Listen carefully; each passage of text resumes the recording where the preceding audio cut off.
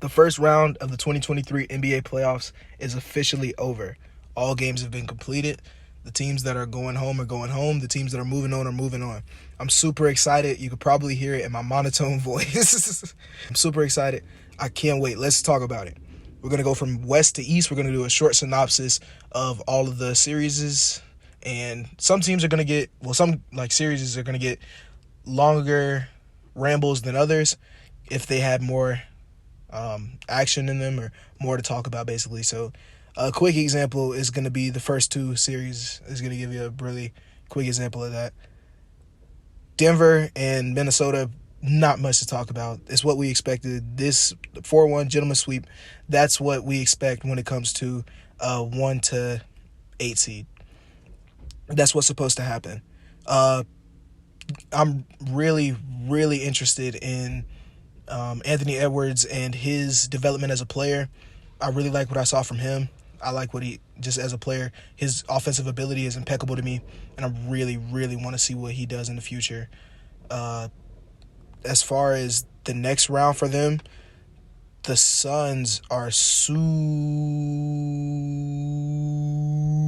stacked within that big three. Probably too many U's in there, and I apologize. But the Suns are stacked, man. A team with Chris Paul, Kevin Durant, and Devin Booker sounds like one of those 2K teams you make when you turn off the salary cap just to see what you can do. Like, it doesn't make any sense. It sounds ridiculous.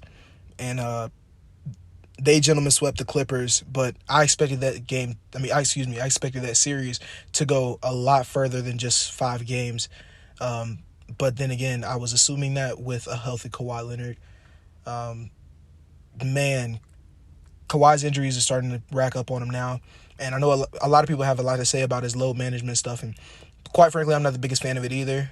I feel like the best players should always be playing, or at least as long as they can be. So if you're not hurt, I would like for you to play, just for the best product possible.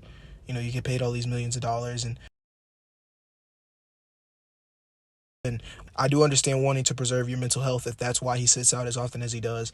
And I do understand wanting to preserve your body if that's why he sits out as often as he does. But he sat out a large percentage of the games just for him to get hurt. That sucks, man. That sucks for the overall quality of, there could have been more gelling. The gelling process could have potentially been better with the Clippers had he played more games. And now we'll never know because he's hurt. So the end of season result is the end of season result, and it just is what it is, So missing out on a guy who's gonna give you around 25 points a game, elite defense, you want that guy, and you want that guy in the game. He's one of the best two-way players that we've ever seen in the history of the game. You want that guy on your team in the playoffs. So missing him is crucial, and I'd say that has a big part in it. But that's to take nothing away from the Phoenix Suns. They handled business. They did what they were supposed to do. And it was really cool seeing Russell Westbrook go back to all-star level basketball, playing at the high level that he can play. I think Coach Tyronn Lue did an amazing job utilizing him in the skills that he does have, asking him to distribute the ball, rewarding him when he gets offensive rebounds, letting him run the offense, being high energy, guarding KD. It was cool to see him have fun out there again. That was really cool. So, yeah. But on to probably the most exciting series in the first round, the Kings versus the Warriors. The Kings put up an amazing performance. I'm super proud of them. I'm proud of them like I'm a fan of theirs. I'm 19 years old. I don't think that they have participated in a playoff series since I was born. That sentence is crazy. But it's the truth. And the culture turned around this year. And so I'm super excited to see what they do in the future. I hope that the front office does right by them and keeps their guys together, keeps that, like I said, that gelling process, keeps them together, keeps this core unit, and they run it back because they have a team that can go deep. I really do believe that. I truthfully believe that. So I hope they keep this core together. They ran into a more experienced group, and I'm going to touch back on that later. But in this case, they ran into a more experienced group. They're playing against a dynasty-level team, and Steph is still him, as we all knew.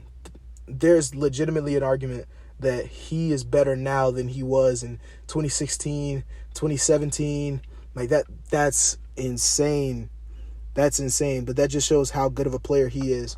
I think a key player in this next matchup to watch is going to be Draymond Green.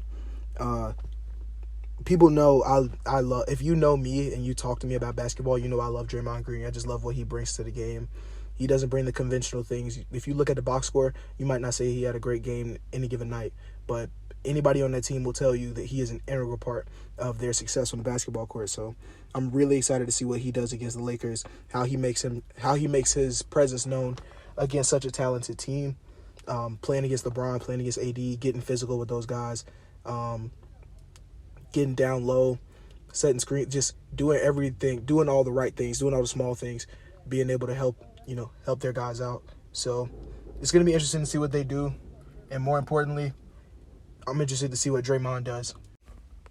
Dillon Brooks poked a bear and got eaten. Dillon Brooks poked a bear and was eaten alive. The bear did not go for his throat to try and end the agony. It did not care. It just wanted to eat. And so whatever suffering he was going through, he was going to deal with it. I love the two responses I love one response. I, quite frankly, thoroughly dislike Dillon Brooks' response. Ja owned it. We all remember the now infamous quote from Ja, "I'm fine in the West." He was very confident in his abilities and his team's abilities to succeed in the playoffs, even though the West is pretty deep and is so talented. We all know, even though the West is pretty deep, this was a matchup that we thought they could win. We didn't know how good LeBron was going to be in it, or we questioned how well the others, quote unquote, would step up and help out LeBron. And we thought that the Grizzlies would be enough. But a big piece of that was going to be Jaren Jackson Jr.'s defense, because he won Defensive Player of the Year for a reason. He is, people voted him as the best defender in the league this year, and I don't fully disagree with them. I do have some bias for Bam Adebayo. Just, that's how that is. But I think Jaren Jackson Jr. is an elite defender in this league. But it doesn't matter if you're an elite defender if you can't stay on the floor. And AD did a great job of getting him in foul trouble. And 2 quick fouls, boom, got to sit down. 2 quick fouls, boom, got to sit down. So keeping him off the floor. And with Steven Adams out, taking away some of that defensive integrity, now they have room to play with until he gets back on the court. I love Ja's response, just saying, yeah, I said it, and he stands by it, and he's accepting whatever ridicule comes. The loudest person all season and for while he was up in the postseason was Dillon Brooks. And the quietest person after it didn't go his way was Dillon Brooks. I don't really like that. It seems like he wants to be an enforcer of some sort. I don't really get it. I don't know what he's trying to do. I guess he's trying to be like a villain. One of the funniest things I've heard is he just wants to be in LeBron's post-career documentary. I think that's hilarious. But if Dillon Brooks is going to be the enforcer or the villain or whatever, you can't cower away when things happen that don't go in your favor. It's just not cool. It's just not cool. Nobody's hearing from you. It's cowardice, really. And I don't really like that. I don't really like that much at all. He poked a bear and he got eaten. So now he goes home. But I'm thoroughly impressed with the Lakers' performance in this round, and I'm excited to see how they match up against the Warriors. Let's just move on to the next series, which is the Golden State Warriors versus the Los Angeles Lakers. We're getting Curry and LeBron again. That's the main storyline here.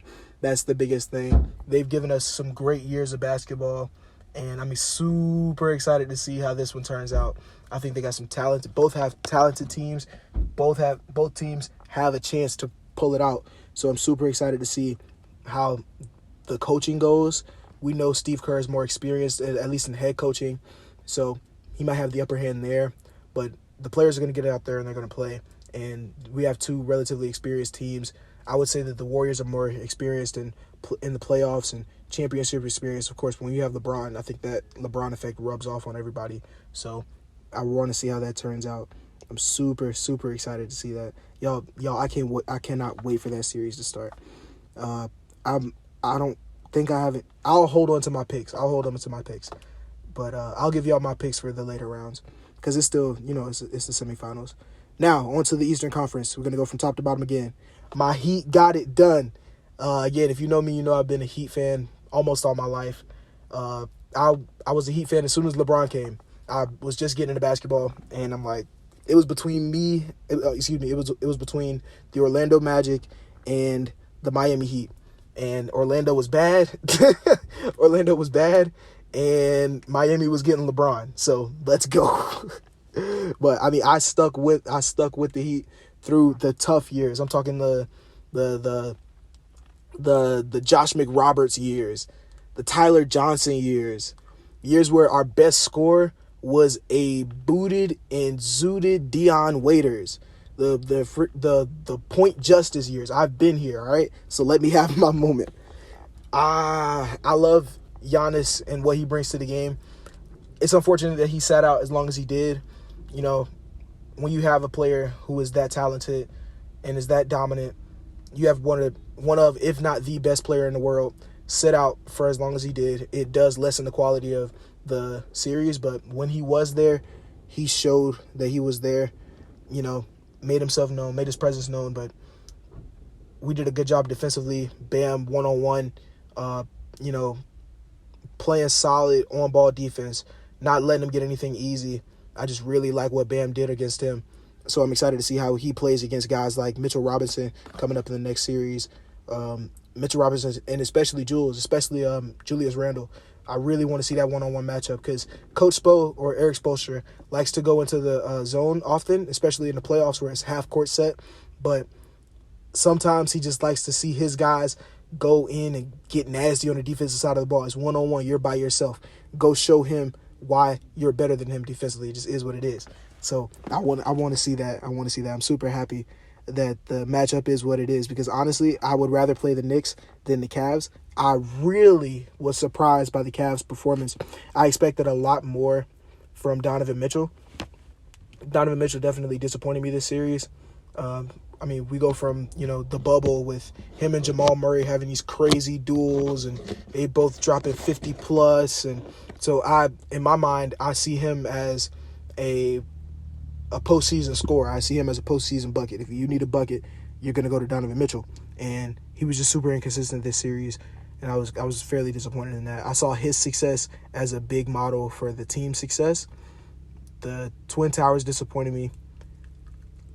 I think it was Jared Allen said something to the effects of the lights were too bright or the moment got to them. And I really didn't want to hear that just because they are a young team. But I could understand blaming inexperience in a situation like the Warriors and the Kings. You have one team who, like I said, hasn't been in the playoffs my entire lifespan. And you have another team who is a literal dynasty and has won several championships within the last half a decade. So you got polar opposites there. You could understand why somebody would say that one team is more inexperienced than the other. That makes total sense. Here, who on the Knicks has had real playoff experience and success outside of Julius Randle and ... If I'm missing somebody, maybe Jalen Brunson. I don't want to hear inexperience. I don't want to hear the lights were too bright. They outplayed y'all. Simple as that. And that was disappointing. But as a Heat fan, I like it because we already got a game up. Yeah. But Jalen Brunson performed out of his mind. He performed. He performed at a high level, getting to that mid-range area, doing the things that we questioned would he be able to do without Luka. He was able to do them. Getting to that mid-range area, shooting the ball, distributing the ball, just being a bucket. And I'm excited to see Julius Randle going up against Bam in those post matchups, however often they are, and everybody else being able to rotate and just keeping that one-on-one matchup. Who's going to win the most of those? So I was definitely surprised the Knicks pulled out the series, and we're going to see in the semifinals who comes out on top. the 76ers handle business. I don't think anybody of note saw this series going too far. I thought the Nets were going to pull out one, but it is what it is, you know. Your best player is Mikal Bridges, which everybody loves Mikal Bridges, but in the playoffs, you're going to need more than Mikal Bridges. Mikal Bridges is the perfect role player, but if he's going to be a star player, then you're probably in trouble. You know what I mean? No disrespect to Mikal Bridges. I love his game. But when you're matched up against James Harden and Tyrese Maxey and, of course, Joel Embiid, you're going to need more firepower than just Mikal Bridges. It is what it is, so they get swept. Moving on, 4-2 victory for the Boston Celtics, who are my personal pick, to win the entire thing. They're just entirely too deep. They just, as a team, their build, their makeup, everybody is a threat. I mean, from Jason Tatum to Jaylen Brown to the last guy on the bench, everybody is a threat.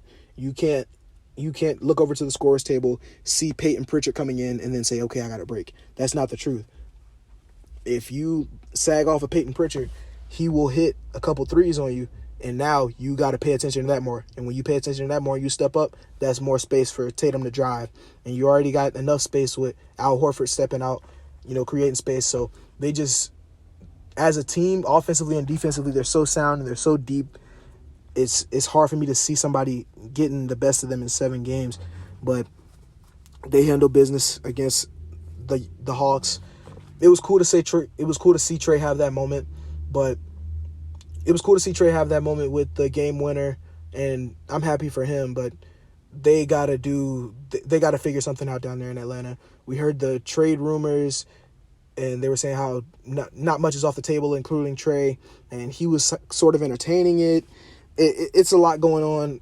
Their offseason is going to be interesting, or at least in my book, but congratulations to the winners of that series, the Boston Celtics.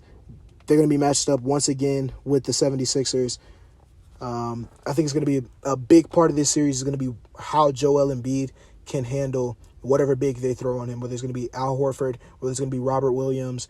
How can he take advantage of it? If he is able to pull Robert Williams out into those deep waters and get him out of his comfort zone of being down there in the paint, being able to shoot, stretch the floor, dribble it a little bit, that takes away some of the defensive integrity of Boston, in my opinion. And it's now on everybody else to do their job. But it's all about how Doc Rivers decides to play it and can everybody else execute.